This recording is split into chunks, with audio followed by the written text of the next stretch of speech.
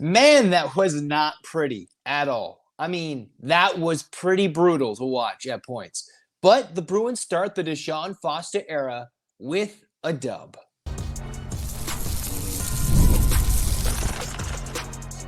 You are Locked On UCLA, your daily podcast on the UCLA Bruins. Part of the Locked On Podcast Network, your team every day. Welcome, everybody, to this edition of the Locked On UCLA podcast. I'm Zach Anderson-Yoxsimer, and we're reacting to the UCLA Bruins barely knocking off the Hawaii Rainbow Warriors 16-13. My goodness, that was as ugly of a first half as I've ever seen when it comes to a debut for a head coach with a lot of moving pieces.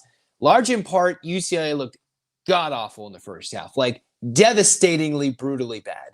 And if you were like me, and you're sitting there like, what's this episode brought to you by? FanDuel. What did FanDuel have this game at? Hawaii was plus 14.5 or plus 2 touchdowns. I had UCLA, 42-24. Man, I look like an idiot. I did think the UCLA would win this game until I watched the first 15 minutes of the first quarter. And you're like, uh-oh. And then more uh-oh. Garber's making some terrible decisions. The offensive line down Garrett DiGiorgio. And then you had another tackle going down, the guards getting blown up. UCLA could not run the ball. I was thinking this Eric Bieniemy offense would do a lot, but watching the broadcast, it just looked like the offensive line kept getting blown up. And Hawaii came to play in this game. They played much better than they did with horrible weather and against a Delaware State team that they were tied with late in the third quarter. And UCLA was looking god-awful, man. I mean, Garber's, those 2 picks in the end zone.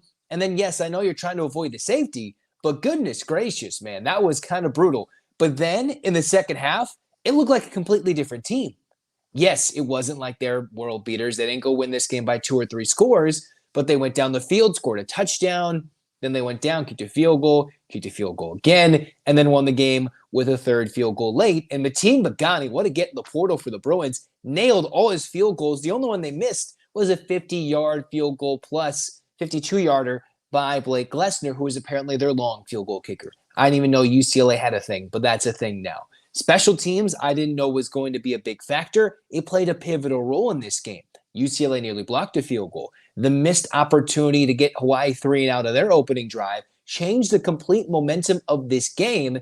And then UCLA was sitting behind the 8 ball the whole time when the defense, quite frankly, under Akaika Malloy with this run and shoot employed by the Bows, I thought UCLA, despite Shager completing a lot percentage of his throws, the Bruins did not look horrible. Now, yes, are they a dominant defense? I don't know. They forced a couple of picks. They got a fumble late. They got the stop at the end of the game. They got pressure. UCLA did what they needed to do defensively against a tough system to battle against.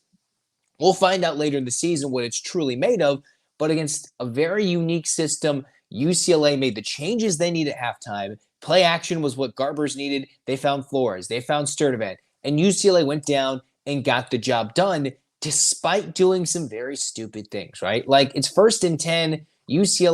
Hawaii had 2 timeouts. They didn't run the ball, right? I know you're trying to win the game, but they did their best to almost lose that game. As terribly as they played, they didn't look, Spencer McLaughlin of Locked On College Football, I was probably going to expect a text from him, except his Oregon Ducks were playing terribly against Idaho. I was wondering if he was going to say 1-11, 2-10, 0-12 if UCLA lost this game. I was like, oh my goodness. Are you serious right now? Are you serious with how this team is playing right now? it was brutal. It was everything everybody worried about. They played the clip from DeShaun Foster's terrible opening press conference at Big Ten Media Days. It looked like what everybody wanted to have happen. And yes, this isn't going to mean that this win can't move forward, but I liked how the team came out of halftime. They went from a team who did not look like they belonged on the football field to the team that once they got rolling, you knew they were going to win the game. All right? It wasn't going to be pretty. It was ugly, but the second half adjustments, as minor or major as they might have been, were crucial. Let's quickly look at some keys to the game because, man, it was brutal. Keys to the game, O-line and D-line must step up. And while I don't have the fresh exact stats in front of me, ESPN's a little slow, stats a little getting adjusted. UCLA had like 4 to 5 sacks. So the D-line stepped up when they needed to. They brought blitzes. I didn't know if UCLA would bring a lot of pressure with Akaika Malloy with this unique offensive system Hawaii runs. They did. It worked. They timed it well. Nikaika Malloy, I thought, called a very good game, especially in the second half. The D-line stepped up, including a crucial sack that set Hawaii back 3rd and 21 and pretty much iced the game. Okay, the offensive line, the complete opposite. I mean, yes, Garbers had time to throw, but some of those plays he got blown up, especially with the one he threw his second interception. The run game was non-existent. That was brutal to watch in the run game. I don't know what the problem was there. And watching the broadcast, how they're analyzing it, they were just getting blown up. Makaheli, there's just so many problems. Yes, tackle hurt, one didn't play. The offensive line did not step up. So that is concerning. Garbers had some time and he made some poor decisions, but large in part, UCLA did enough offensive line-wise. That's not going to carry it going forward. It will not whatsoever. Key number 2, let's go back. Force a turnover. Those turnovers, including the first tipped interception, the second one, the 2 or 3 missed ones, right? They forced a fumble, didn't recover. They blocked, which isn't a turnover, but they technically tipped a kick, didn't get it, and the Hawaii kicker still made it.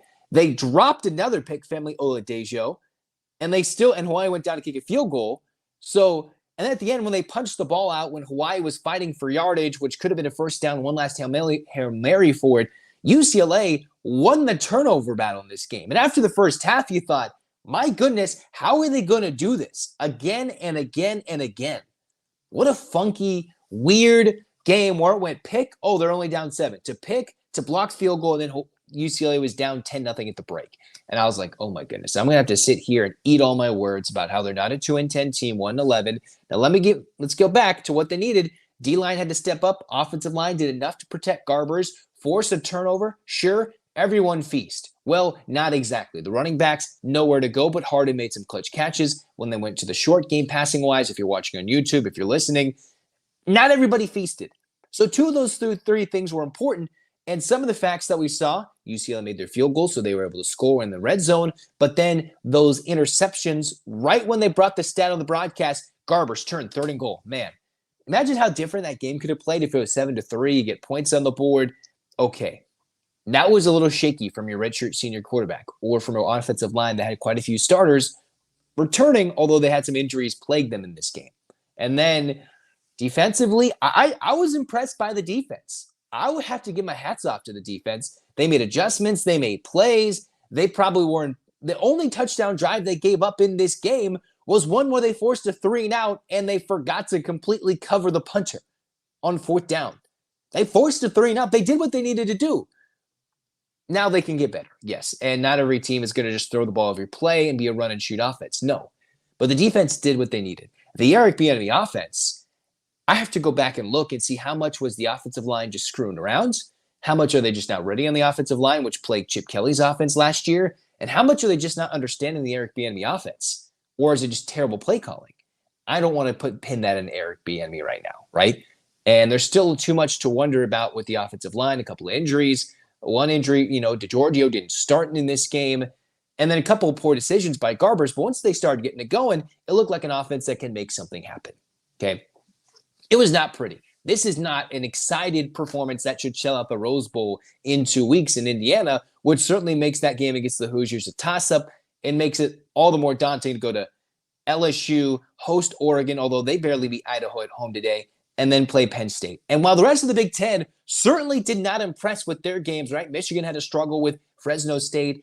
Ohio State looked very sluggish to start versus Akron before they pulled away. A lot of teams, look around college football, did struggle in the first half and then started clicking in the second half, right? They were really sloppy. A lot of teams 6-6, 6-0, right? Even that Georgia-Clemson game where Georgia beat the brakes on Clemson, it was a slow start. UCLA had a horrific start. So you have to applaud a first-time head coach, new system, a lot of new things, having to pull pieces together with what was left over. Obviously, the offensive line is still a work in progress, and the players are still figuring things out offensively. But once they figured it out, it was nice to see. Now, they're going to have to work a lot of things to make them a bowl-winning team, a 6-6 team, but they got the job done, and it's much better than a loss. So I'll take it. It was ugly. They got the job done, but still many things they need to do to work on in this game. We're going to do grades and full-on judgments on our Monday episode on Labor Day. Stay tuned for that. In the meantime, UCLA fans, this episode is brought to you by FanDuel. And with FanDuel, the thing you got to know is that we're doing something special right now with FanDuel, right? We always talk about, 14 and a half. Well, we missed that right now. The big thing, though, is it's America's #1 sports book.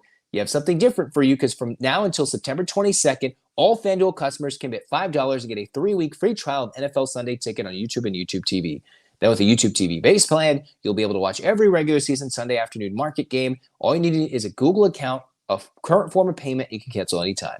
FanDuel.com to download America's #1 sports book. All right, that's going to do it for this reaction. Ugly, but they survive. Like, literally ugly. Okay? Get your hands up, Bruins fans. 8-clap time.